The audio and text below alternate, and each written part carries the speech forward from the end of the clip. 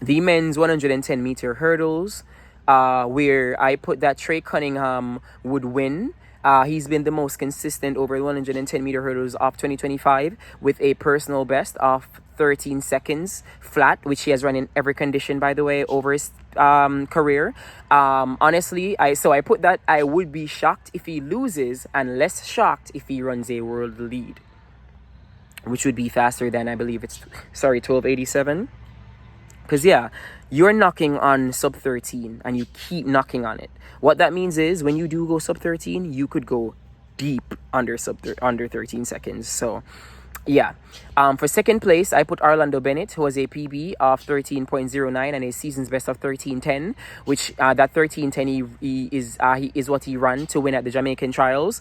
Of course, he's Mr. Make a Team, and so I expected him to make the top 3 team for this race. My dark horses, I put Hansel Parchment, who has a PB of 12.93 with a season's best of 12.32. I still don't know what happened at the Jamaican trials for Hansel.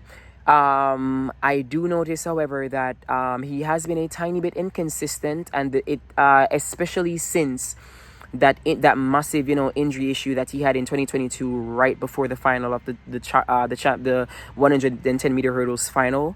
He just doesn't feel like himself sometimes ever since that mishap happened in 2022. So I really, really do hope to see more consistency from Hansel going forward, because I feel he could definitely go sub 13 eventually, of course. I feel like he's like a cash print number where you could win or you could lose. But I'm always gonna bet on Hansel. So if I don't predict Hansel top 3, I will definitely make him a dark horse every time. My second dark horse was Tyler Mason, who has a PB of 13, not 12 yet, but he has a PB of 13.12 with a season's best of 13.22, which he ran to come third at the Jamaican trials. So I was like, hey, let's see what you've got, sir.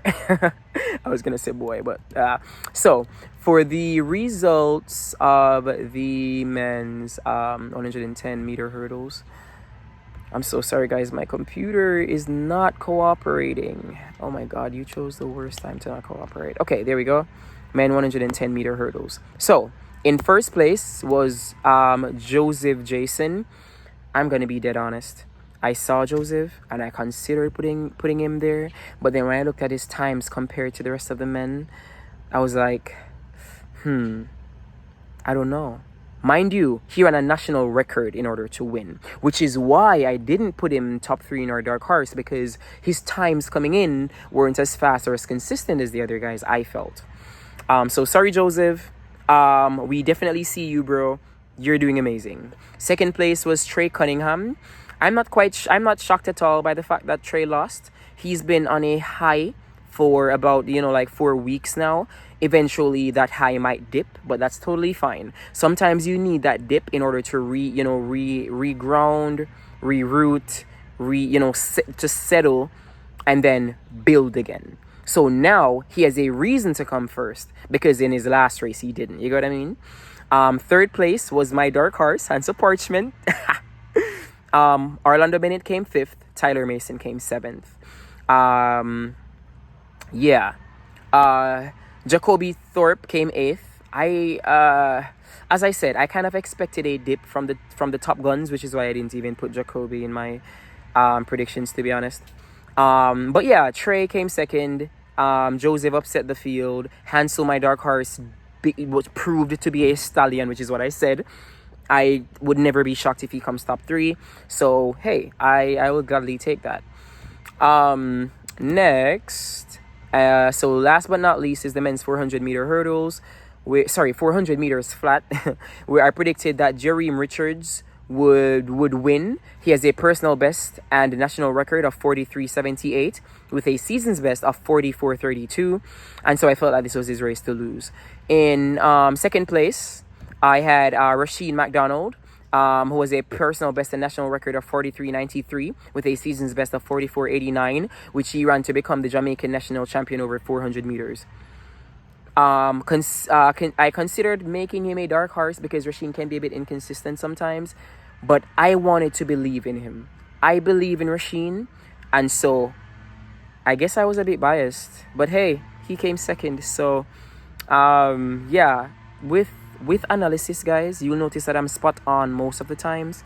I don't just analyze times, season's best, personal best. I analyze the heart too.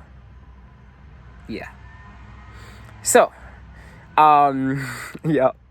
So I was like, I'm putting you second, Rasheen. You better show your mettle, and he did. For third place, I put Leandert Kokomer. Let me move my phone really quickly because I'm actually looking at my notes. So Leandert, I guess this angle isn't bad. So Leandert came third. He has I predicted him for third. My bad. I'm gonna check to see if he did come third. He has a season's best as well as personal best of 45:03. He's been knocking on the sub 45 door, and so I felt like he's been consistent enough to come top 3. For my dark horse, I put Patrick Simon, who has a personal best and national record of 44:84, and I just feel like he's been consistent enough to upset the top 3. And by the way, he has a PBA national record of 44:84. He's taking on Jereem Richards, who has a PBA national record. He is also taking on Rasheen, who has a PBA national record. So I was like, this is a battle of the national records or national record holders. So that was very interesting for me to note. And for the actual results, I hope my computer. Okay. I was gonna curse you out. For my for the actual results now, Jereem Richards came first like I predicted. Rasheen McDonald came second like I predicted. My dark horse proved to be a stallion, and Enyingi, that's his name, right? Enyingi. Yeah, and Enyingi, I don't know why the name is a bit inconsistent here, but what it has here is Enyingi Patrick came third. So that's awesome.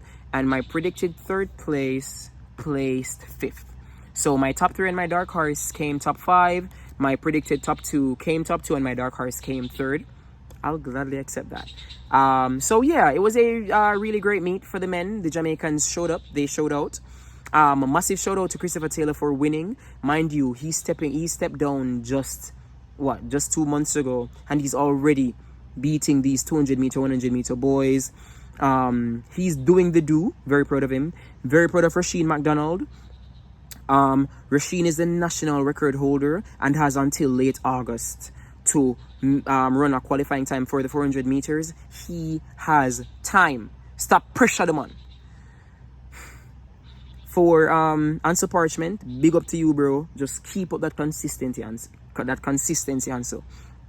Remember, Hansel, if you win at the Diamond League final, you can still get a chance to go to Tokyo. Please continue to be consistent and drop these times so that you could probably even drop a 12.9 or a 12.8 in a final of the Diamond League and book your ticket to Tokyo. Okay? I believe in all of you guys. So yeah, I believe that's it really. As I said, really, really great, going. Before I go, let me just, tally up, how well I did it with my predictions. So of course, there were 7 events that I predicted. For the points, of course, first, second, third would be 3 points. 3 times 7 is 21.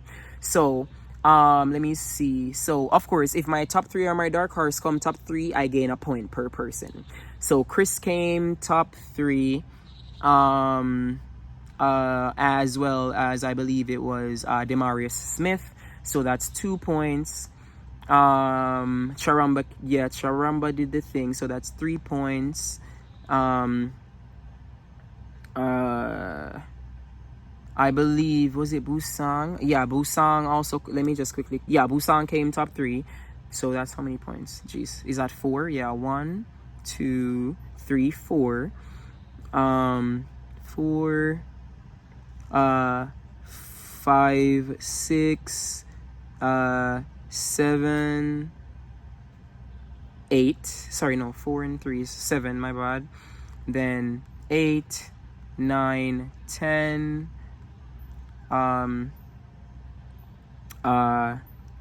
11, 12.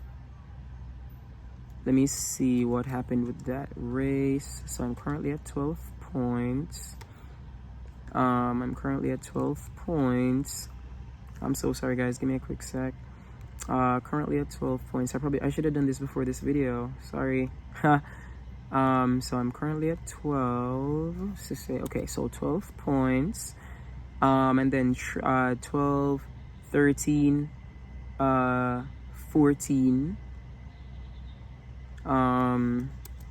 14. Again, I didn't do as well as I wanted. 14, 15, 16, 17. So I believe I got 17 off 21. Let me see. How did Orlando Bennett do? Let me just quickly confirm. 17 of 21. 110 meter hurdles. Orlando came 5th. That's not bad at all. So yeah, 17 of 21. What's that?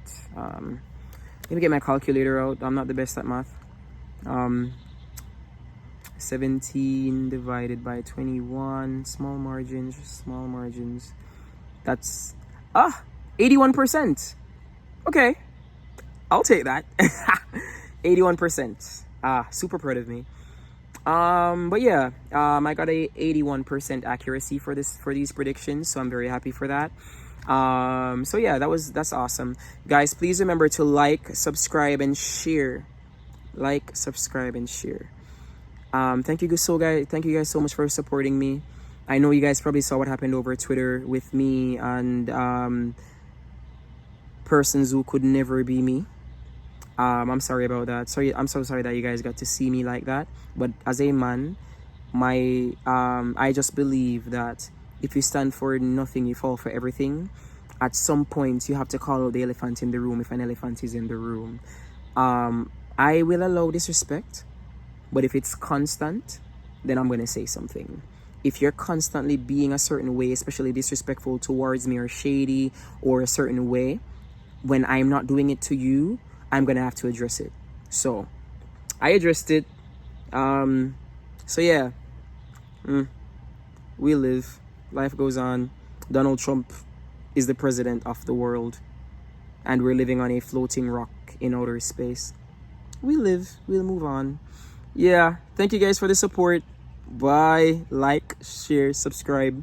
It's Albert the Analyst, and I do this for real.